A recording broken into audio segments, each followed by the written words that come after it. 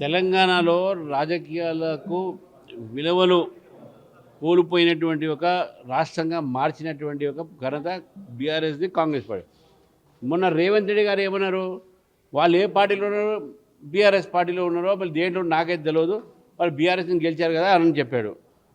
కొంతమంది మేము బీఆర్ఎస్ లేము కాంగ్రెస్ నుంచి చెప్తా ఉన్నారు. ఇప్పుడు ఉన్నటువంటి ఖైరతాబాద్ ఎమ్మెల్యే కూడా నేను కాంగ్రెస్ నుంచి చెప్తారు. గెలిచింది బీఆర్ఎస్ నుంచి, పోటీ చేసింది కాంగ్రెస్ నుంచి, మళ్ళీ నేను మాట్లాడితేను కాంగ్రెస్ అంటారు, మళ్ళీ స్పీకర్ దగ్గర మేము బీఆర్ఎస్ అంటారు. ఇటువంటి అంటే విలువలు లేని ఒక రాజకీయాలు ఈరోజు తెలంగాణ నడుస్తూ ఉన్నాయి. దీనికి నాంది పలికింది బీఆర్ఎస్ అయినప్పుడు కూడా కాంగ్రెస్ కొనసాగిస్తూ ప్రజలకు ఈరోజు ఏం సంకేతం ఇవ్వాలి. ఈరోజు అటల్ బిహారీ వాజ్పేయి గారి యొక్క జన్మదిన రేపు జరుపుకుంటున్నాం. మరి విలువలతో కూడా ఒక్క ఓటుతో ఓడిపోయిన అటల్ బిహారీ వాజ్పేయి ఎంత పెద్ద విలువలకు ఉన్న రాజకీయాలకు విలువలకు ఎంత మూల్యం ఇచ్చాడు, ఎంత బ్రహ్మాండమైనట్టుగా ఆ రోజు వారి నాయకత్వం ఉండే, నేతృత్వం ఉండే అన్ని రాజకీయ పార్టీలు అప్రిషియేట్ చేశారు. రాజకీయాలు కేవలం అధికారం కోసం కాదు, విలువలు కూడా రాబోయే తరానికి మనం విలువలు నేర్పాలి. డిఫెక్షన్ లా తెచ్చింది మీ పార్టీయే, డిఫెక్షన్ తెచ్చింది మీ యొక్క ప్రైమ్ మినిస్టరే. డిఫెక్షన్ లా మీద సవాళ్ళు చేస్తే దాన్ని చింపేది మనం మీ నాయకుడు రాజీవ్ గాంధీ డిఫెక్షన్ లా పెడతాడు, ఇంకేం చేస్తే వీళ్ళు దాన్ని చింపేస్తాడు. దాని మీద మళ్ళీ ఇక్కడ పార్టీలు మారుతారు, పార్టీలు మారితే ఏ పార్టీలో నాకెదురదు ముఖ్యమంత్రి అంటాడు. ఎక్కడ తర్వాత అబద్ధాలకు తర్వాత తప్పుడు సమాచారం ఇవ్వడానికి ఒక హద్దు ఉండాలి. ఈరోజు కోడంగల్లో వాళ్ళ ఒక సర్పంచ్కు సన్మానం చేశారు. సరే మీరు కూడా రోజు మా సర్పంచ్ సన్మానం చేస్తున్నాను, మీరు చేశారు బాగానే ఉంది. త్వరలోనే 3,000 కోట్లు వస్తాయి, తర్వాత నేను బాగా చేస్తా తెలంగాణ. 3,000 కోట్లు ఎవరిస్తున్నారు నీకు? ఇచ్చేది కేంద్రము. స్థానిక సంస్థలకు 72, 73 ఈ యొక్క రాజ్యాంగంలో సవరణ జరిగింది, దానికి ఎలక్షన్స్ పెడితేనే మనకు నిధులు వస్తాయని చెప్పి తెలుసు. ఎందుకు ఆలస్యం చేశారు? ఈ 3,000 కోట్ల రూపాయలు మీకు రావడానికి ఆలస్యం కావడానికి కారణం మీరే కదా. దానికి బాధ్యతలు సమయానికి పెట్టి ఎలక్షన్స్ పెట్టలే, సమయానికి రిజర్వేషన్స్ ఇవ్వాల్సిన రిజర్వేషన్ ఇవ్వలేదు. 3,000 కోట్లని ఇప్పుడు అంటున్నారు. ఇప్పుడు వరకు కూడా ఈరోజు గ్రామీణ ప్రాంతంలో కేంద్ర ప్రభుత్వం ఇచ్చినటువంటి నిధులతోనే పనులు జరుగుతున్నాయి. రాష్ట్ర ప్రభుత్వము దగ్గర వాళ్ళు చేసే పని గుండు సున్నా. వీళ్ళు అన్నారు మీరైతే గుండు సున్నా అని. మీరు పెట్టింది గాడిద గుడ్డు, అసలు మీరు పెట్టింది ఇప్పుడు గాడిద గుడ్డు. ఈరోజు 5 కిలోల బియ్యము కేంద్రం ఇస్తుంది.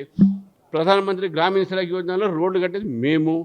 మీకు గ్రామీణ ప్రాంతాల్లో రైతులకు ఎరువులు సబ్సిడీ ఇచ్చేది మేము, కేంద్రము. మీకు గ్రామీణ ప్రాంతంలో ప్రధానమంత్రి కిసాన్ సమ్మాన్ యోజన కింద రైతులకు వారికి ఒక ఏదైతే ఇన్వెస్ట్మెంట్ సపోర్ట్ ఉందో అది ఇచ్చేది 6,000 రూపాయలు, అది ఇచ్చేది కేంద్రము. మీరు ఇవ్వట్లేదు. రైతు బంద్ పెట్టినట్టు మీరు. ఇవన్నీ ఉన్నాయి కాబట్టి ఈరోజు మీరు మాట్లాడే మాటలు కొద్దిగా పరిపాలన మీద కొద్దిగా మీరు శ్రద్ధ పెట్టండి. రాజకీయాలు చాలా ఎక్కువైపోయినాయి. మీ యొక్క కొంతమంది మొన్న స్పీకర్ గారు మీరు అసలు మారలేదు పార్టీ, ఇవాళ ఆ పార్టీలో ఉన్నారని చెప్తారు, ఆ పార్టీ వాళ్ళు మా పార్టీలు లేరని చెప్తారు. ఈ త్రిసంగ సరగంలో ఉన్నటువంటి ఎమ్మెల్యేలు ఈరోజు మళ్ళీ ఏ పార్టీలు ఉన్నారు వాళ్ళే ప్రజలకు స్పష్టం చేయాలి. కాబట్టి ఇటువంటి నేపథ్యంలో తెలంగాణలో వాజ్పేయి గారి యొక్క బర్త్ యానివర్సరీ సందర్భంగా నేను కోరుతా ఉన్నాను, మనందరం కూడా ఒక విలువలైనటువంటి ఒక తెలంగాణ నిర్మాణం చేద్దాం. రాజకీయాల్లో విలువలు పెరగాలని చెప్పేసి కూడా అందరూ కూడా ప్రయత్నం చేద్దాం. వాజ్పేయి గారి యొక్క స్ఫూర్తిని తీసుకుందని చెప్పి తెలియజేస్తాం. వాళ్ళు ఎంఐఎంతో కలిసేది, ఎంఐఎం గతంలో బీఆర్ఎస్ను కాపురం చేసింది, ఇప్పుడు కాంగ్రెస్ కాపురం చేస్తుంది. వాళ్ళకి ఏదైనా ఉన్నాయా? వాళ్ళకి ఏదైనా నైతిక విలువలు ఏది ఉన్నాయా? ఏ పార్టీ అధికారం ఉంటే ఆ పార్టీతో ఉంటుంది. అది గతంలో టీడీపీ కలిసారు వాళ్ళు, ఇప్పుడే కాంగ్రెస్ కలుస్తున్నారు. గతంలో బీఆర్ఎస్ కలిశారు. మన అప్పుడు కేసీఆర్ గారు మధ్య మన దోస్తే అని బాగా బాయ్ అని చెప్పి తిరిగింది ఇద్దరు. ఇప్పుడు ఏమైంది?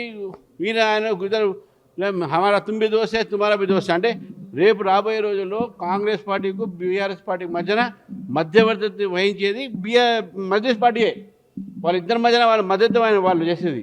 కాబట్టి కాంగ్రెసు, బీఆర్ఎస్, ఎంఐఎం ఈ 3 పార్టీలు కూడా భారతీయ జనతా పార్టీని అడ్డుకోవటానికి కలిపే ప్రయత్నం చేస్తాయి ఎంఐఎం. కాబట్టి ఎంఐఎం సపోర్ట్తో కాంగ్రెస్ గెలుస్తా అంటే మరి వాళ్ళకు ఉన్నదే సపోర్టు ఎంఐఎంఏనా? కాంగ్రెస్ రేవంత్ రెడ్డి గారు అన్నారు కదా, Congress is Muslim and Muslim is Congress అని. ఇంకా ఏముంటుంది అక్కడ? ఎంఐఎం వాళ్ళకి ఎంఐఎంఏ కావాలి, వాళ్ళకు ఇక వేరే వాళ్ళ అవసరం లేదు. ఈ స్పష్టమైనటువంటి రాజకీయం కనబడుతుంది తెలంగాణలో. బీఆర్ఎస్ కాంగ్రెస్ మధ్యన ఎంఐఎం రేపు మధ్యవర్తి వహిస్తుంది. Local to global news at your finger tips. మీ చేతిలో ఒక ఆయుధం. Download raw TV app. Media legend Ravi Prakash is back.